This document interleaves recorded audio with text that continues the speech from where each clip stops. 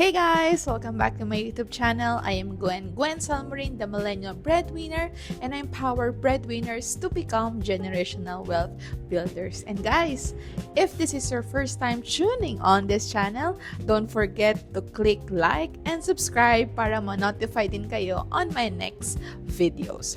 So, welcome to my teacher era. Yes, we have a whiteboard here because today is a very special session.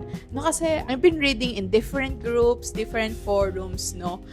Ano nga ba yung mas magandang pag-investan? So, is it bonds or liabilities? Or is it equity or stocks? So, pag-uusapan natin yan. At sasagutin din natin yan dito sa video na to. But, before that, no, let me just share to you, paano nga ba nag-exist yung mga investment through bonds and equity? So, sa accounting kasi, no, meron tayong formula na asset is equals to liabilities plus equity. So, assets, ito yung pagmamayari ng company. And let's say, para simplified siya, let's put cash. And of course, di ba yung cash, ito yung ginagamit ng mga companies para din to expand their operations. So, kung ito yung cash, ngayon, using this formula, ano yung pwedeng maging source of cash? So, ibig sabihin, it's either liabilities or equity. And dito pumapasok yung investment through bonds and investment through stocks.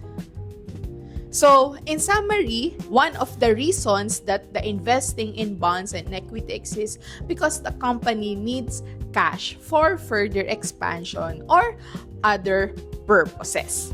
So, ngayon, looking at this, ano nga ba yung mas better? Is it sa bonds or sa stocks? So ngayon na naintindihan na natin, saan ba nagsimula yung investing na stocks and bonds na yan? Pag-uusapan naman natin yung pros and cons nung investing with those two different financial instruments. So dito muna tayo sa bonds. Yan. Bonds.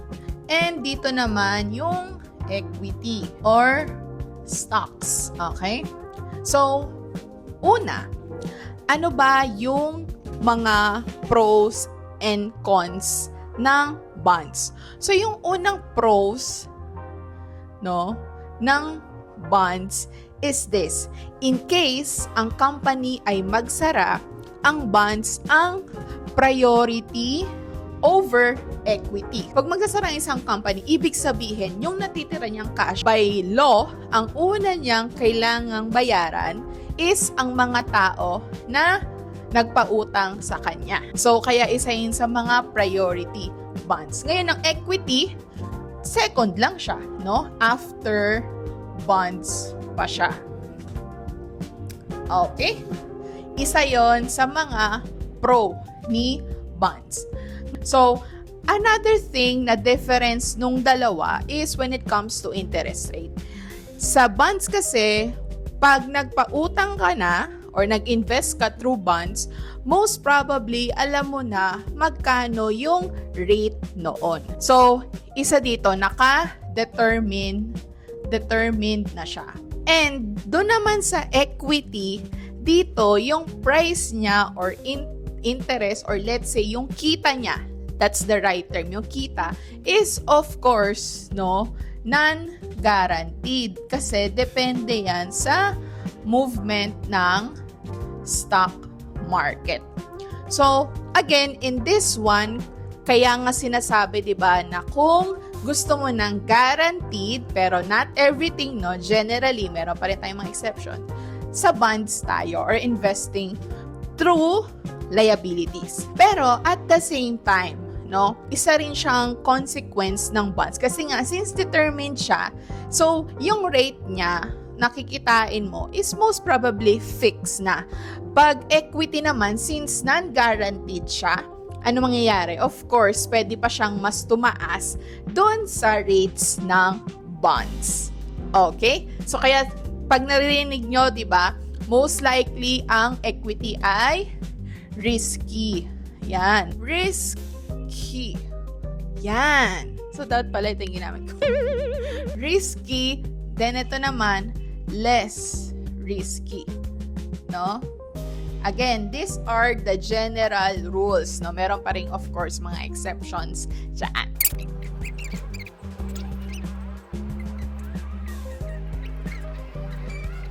Ngayon, mas naintindihan natin na pag nag-i-invest tayo in bonds is most likely hindi ganun kataas yung return niya compared with equity. Dahil nga, una, since siya naman yung priority in case magsara yung company, so most likely may perks siya. Pangalawa din, determined na yung rate niya. So, since possible pa din na hindi pa rin mag-perform yung investment, ginagaranti na generally yung magiging return mo. And then, dahil nga less risky siya, doon naman papasok yung rule of investing, which is the higher the risk, the higher the rewards, or the lower the risk, the lower the rewards. No? And then sa equity naman, again, in case magsasara ang company, babayaran lang yung mga shareholders after masettle yung mga utang. And then hindi rin guaranteed yung returns niya, and sabi nga natin, risky siya, kaya papasok pa rin siya dun sa the higher the risk, the higher the rewards. So, in summary, kung tatanungin niyo ako, Ma'am Gwen, which one is better? Is it the bonds or the equity?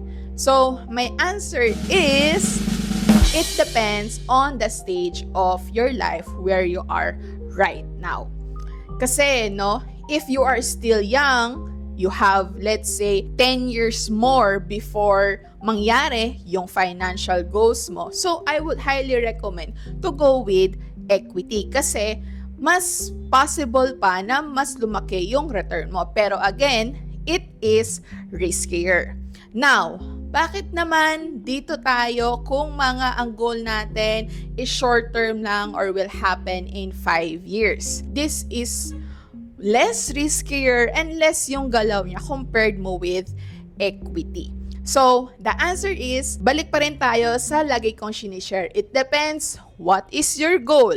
Pangalawa is, kailan ba mangyayari yung goal mo na yan? And of course, pangatlo is, what is your risk appetite? But for me, currently, since I know and I feel young, I am more on this equity. So around mga 90 to 95% of my portfolio is in equity. Hindi ako masyadong in bonds right now. Again guys, thank you so much for watching. And kung meron pa kayong mga questions, lalo na with investing questions, don't forget, comment nyo yan below. And also, don't forget to follow me on my social media accounts. And also, nakalink yan below. And if you want more topics pero mas gusto mo na mas maintindihan mo pa from saving to investing to retirement to estate planning, we are having a monthly forum. Nasa description yung link para makapag-register ka. And that is for free. So again, thank you so much for watching guys and see you on the next one. Bye!